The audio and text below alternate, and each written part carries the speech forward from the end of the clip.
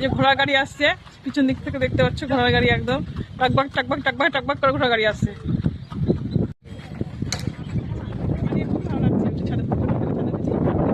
আমাদের 3 তলার ছাদ উঠে